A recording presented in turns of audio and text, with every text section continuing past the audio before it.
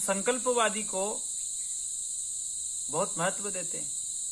और भगवान कृष्ण ने तो कहा कि जो सभी संकल्पों का त्यागी उसे मैं सन्यासी कहता। सभी संकल्पों का त्यागी और उस संकल्पों के त्याग का भी त्यागी और उस त्याग का भी जो स्मरण ना करे उसे भगवान ने सन्यासी कहा। और सन्यासी आज क्या हालत सन्यासी की आप खुद ही देख रहे हैं, ज्यादा कुछ बोलने की आवश्यकता नहीं। तो आपकी धारणाओं के अनुसार अगर आपको गुरु मिल रहा और आपकी धारणाओं के अनुसार वो चलने का प्रयास कर रहा और चल रहा, तो भैया जो तुम्हारी समझ में आ गया, तुमने गुरु को ही समझ लिया कि बस हाँ हमने सब कुछ जान लिया, हमने गुरु को भी जान लिया, समझ लिया, फिर तुम्हारे उन गुरु से लेने के लिए तुम्हारे पास है क्या?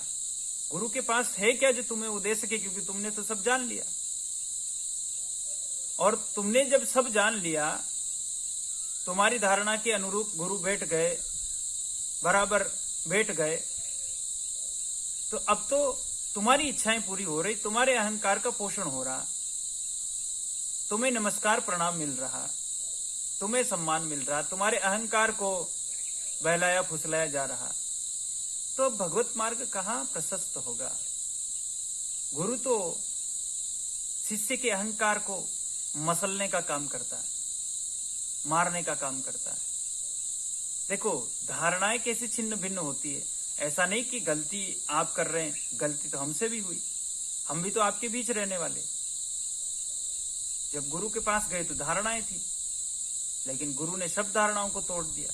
बस भगवत कृपा ऐसी रही कि जब वो ऑपरेशन करते हैं गुरु, तो कोई टिक पाए तो फिर आगे का मार्ग खुल जाता, और नहीं टिक पाए तो जाओ फिर अपनी ओर, किसी और को ढूंढो। और फिर इन्हीं धारणाओं के हिसाब से ढूंढते रहोगे तो जीवन खत्म हो जाएगा। फिर तुम यही शिकायत करोगे कोई मिलेगा नहीं, और तुम कहोगे हमें कोई मिला नहीं। मिलेगा कैसे? तुमने पहले ही निश्चित कर रखा कि ऐसा हो तब हम उसे मानेंगे, और उसे वैसा बनने में कोई रस नहीं है। उसे न त्यागी बनने में रस है, न भोगी बनने में रस है, न विरक्त बनने में रस है, न सन्यासी बनने में रस है। वो तो हो गया जो था, अब उसे पदवी की कोई आवश्यकता नहीं। ये पदवी की लड़ाई ये सब द्वंद्व वाले लोग करते हैं। फलाने अब पदवी का भी क्या नाम ले,